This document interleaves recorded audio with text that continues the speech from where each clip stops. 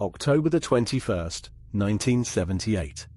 A pilot radios air traffic control over open water and tells them something is flying beside him that he cannot identify. Frederick Valentich never landed that night. Neither he nor his aircraft was ever recovered.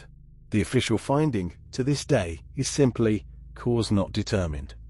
It's one of Australian aviation's most enduring mysteries. Tonight, we weigh the UFO account against the flight record and land on the strongest reading of what actually happened out there. Welcome to Ash and Alibi. The cases that were never closed. A 20-year-old pilot. A single-engine Cessna. Some 60 nautical miles of cold open water beneath him. Whatever happened in that cockpit ended his flight in minutes and started 5 decades of argument about what he actually saw. Valentich was 20 years old, working toward a commercial career after 2 rejected applications to the Royal Australian Air Force's pilot training program. He held a private pilot's license, rated for visual flight only. That meant he was trained to fly by eye, using the horizon as his reference, not by instruments alone. He told his father he was flying to King Island for something almost mundane, crayfish for a family barbecue. Friends later said he'd spoken often about unidentified flying objects in the weeks before the flight, a detail that would shape how his last transmission was heard. On the evening of October the 21st, 1978, he took off from Moorabbin Airport near Melbourne, bound for King Island, across Bass Strait. He filed a routine flight plan. He had made water crossings before, but that evening, dusk was falling fast, and over open water, the horizon was already dissolving into a flat, featureless grey. Trace the route, and the danger comes into focus. Moorabbin, then south past Cape Otway, the last solid coastline before the water opens up completely. From there, King Island sits alone, home to fewer than 2,000 people and one short airstrip, with nothing but sea in between. There are no lights out there, no coastline, no fixed point to anchor a pilot's eye once the sun goes down. At 5,000 feet, in fading light, a VFR-only pilot loses his one reliable reference, the line where sky meets water. Therefore, the geography itself was already working against him before anything strange ever reached his radio. Early that evening, close to 7 o'clock, Valentich broke radio silence. He asked Melbourne Flight Service if there was any known traffic below him, near 5,000 feet. There was none, they told him. Nothing else was meant to be anywhere near his position, but he reported something anyway. A large aircraft, with 4 bright lights, closing in fast from the east. The reports kept escalating.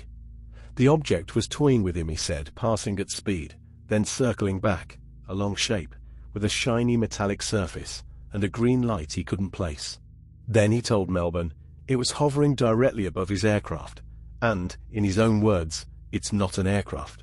Red cold, though, that same language tracks something else. A pilot losing level flight, fixating on a light outside the cockpit while his own aircraft quietly begins to bank. Then came 17 seconds of an unexplained sound on the open channel, recorded as metallic, described as scraping. Then nothing.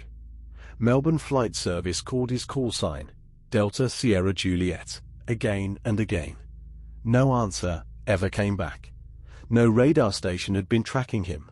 No ship, no other pilot, ever reported seeing anything unusual over the strait that evening.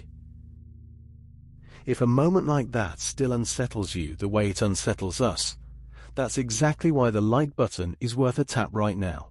It's what gets a case like this in front of more people. The Royal Australian Air Force launched one of the largest air and sea searches Bass Strait had ever seen, within hours. Boats and aircraft combed the strait for 4 days. They found no wreckage, no debris, no trace of Frederick Valentich or his Cessna. Bass Strait runs deep and cold, with currents that scatter wreckage fast, so an absence of debris was never proof of anything beyond the ordinary. It's simply what that water does. Aviation investigators have a name for what Valentich was flying into: spatial disorientation. Without a visible horizon, a pilot's inner ear can lie to him completely. The fluid in its canals settles and convinces him he's flying straight and level, even as his aircraft banks away beneath him. Pilots call that false sense the leans. Left uncorrected, the turn tightens on its own. They call the result a graveyard spiral, and it typically ends in under a minute. Read this way, the 17 seconds of noise isn't a craft arriving, it's a straining airframe, descending fast on an open microphone. Strip the case to its readings, and 3 remain. Abduction, resting entirely on the transcript's own language. Hoax or defection. The theory that Valentich staged his own disappearance, but it demands he survive a landing with no wreckage, no sighting, no trace, anywhere, ever. And disorientation, which needs nothing exotic at all. A VFR pilot, a vanished horizon, and a spiral that closes in under a minute. Years later, part of a Cessna cowl flap washed ashore on the Victorian coast, consistent with a plane in vh-dsj's registration range.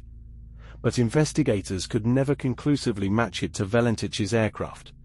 It remains unconfirmed, a partial clue, not proof. Weighed coldly, disorientation fits the evidence we actually have, and it's the reading aviation authorities take seriously. If cases reasoned through like this, instead of played for a scare, are what you come here for. That's exactly what this channel does every week. Subscribing keeps the next one landing in your feed. The Australian Department of Transport closed its file with 3 words.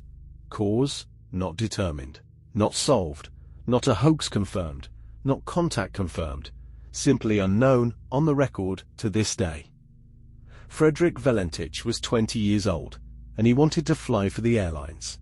His fascination with UFOs made the story easy to tell as one, but it doesn't make the sky above Bass Strait any less capable of erasing a pilot who lost his horizon.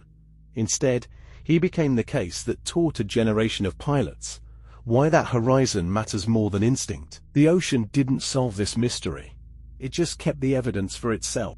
His father, Guido Valentich, spent the rest of his own life defending one thing: his son's skill as a pilot, never the shape of what he claimed to see. The Australian Transport Safety Bureau's file on vh-dsj still carries the same 3 words it always has: cause not determined. No wreckage was ever entered into evidence, no second witness, no radar track. Only a 17-second recording, and the water that has kept everything else for 48 years running. Somewhere under Bass Strait, a Cessna still keeps its secret. For the next case that was never closed, like and subscribe. It's exactly where we'll be. What do you think really happened that October evening? Tell me below.